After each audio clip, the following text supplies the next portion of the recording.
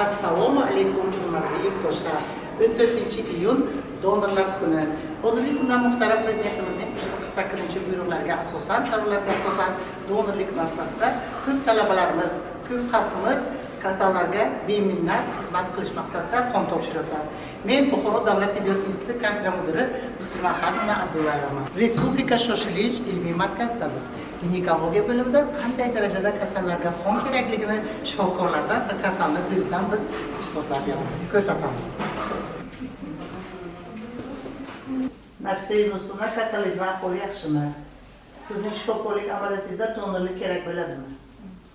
Albatta biz shoshilinch ginekologiya bo'limida juda ham ko'p shunday bemorlar murojaat qilib kelishadi. Ular asosan tashqi qon ketish alomatlari bilan hamda ichki qon ketish alomatlari bilan kelishadi. Mana yaqinda bizni bemor kechadan oldingi kun murojaat qilib keldilar. Ichki qon ketma bilan tashxisi bachadondan tashqari homiladorlik, asoratda gemoperitorium hamda postgemoragik shok 1-darajasi bilan operatsiya jarayonida bu ayolga 2 hissa donorlik qonni qo'yildi va ahvoli ancha yaxshilandi.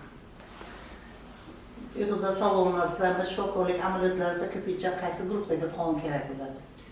Bizning amaliyotda hamma qon guruhlari kerak bo'lib turadi.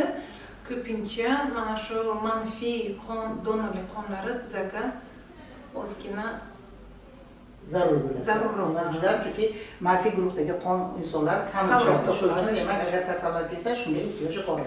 Sizlarni demak shifokorlik amaliyotlaringizda o'zi tibbiyot xodimlaringizlar o'zlaringiz ham donor bo'lasizlarmi? Bizning kasalxonamizda muntazam ravishda donorlik qon topshiriladigan kun e'lon qilinib turiladi va shunda bizning kasalxonamiz tibbiyot xodimlari hammamiz aktiv ravishda qon topshirishga harakat qilamiz. To'g'ri.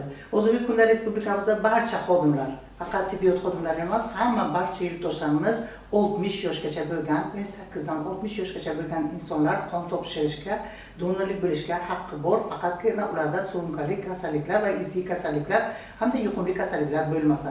Demak, ana shunday donorlarga sizlarning qanday murojaatlaringiz bor?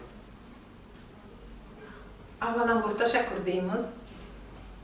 Mana shu shoshilinch kasalxonasida beminnat donorlik qon topshirib turgan insonlarga o'zimizning tashakkurimizni aytmoqchimiz, bildirmoqchimiz. Biz Buxoro davlat tibbiyot instituti talabalarimiz. Men bo'lajak shifokorman. Biz bunday bemorlarga donorlik qonini berayotganimizdan beminnat xursandmiz. Biz Buxoro davlat tibbiyot instituti talabalari bo'limi. Biz bemorlarga har daqiqada qon kerak bo'lishini bilamiz va har doim donor bo'lib berishga tayyormiz. Biz bo'lajak shifokorlarmiz va albatta har doim bemorlarga qon kerak bo'lganda biz bundan benihoyat xursand bo'lgan holatda qon topshiramiz.